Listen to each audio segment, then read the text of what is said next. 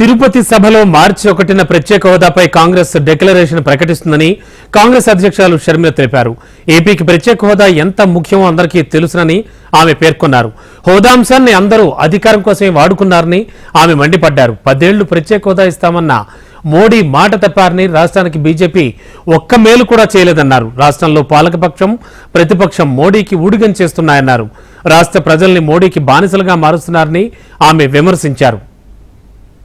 రాబోయే 1వ తేదీన తిరుపతిలో ఒక సభ పెట్టి ప్రత్యేక హోదా గురించి ప్రత్యేక హోదా డిక్లరేషన్ ఒకటి కాంగ్రెస్ పార్టీ అనౌన్స్ చేయబోతుంది. ప్రత్యేక హోదా డిక్లరేషన్ ఎందుకు అవసరమో అందరికీ తెలుసు. మోడీ గారు ఆంధ్ర రాష్ట్రానికి 10 సంవత్సరాల ప్రత్యేక హోదా అని మాటిచ్చారు.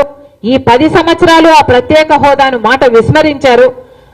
అదే వేదికగా ఎక్కడైతే మోడీ గారు మాటిచ్చారో మళ్ళీ గుర్తు చేస్తున్నాం, అదే మైదానంలో ఒకరు ప్రత్యేక హోదా రాదేమో అన్న ఆందోళన చెంది ఆత్మహత్య కూడా చేసుకున్నారు. కనుక అదే తిరుపతి మైదానంలోనే Congress party special status declaration 1వ తేదీ సాయంత్రంన అదే వేదికగా ఒక సభ పెట్టబోతున్నాం.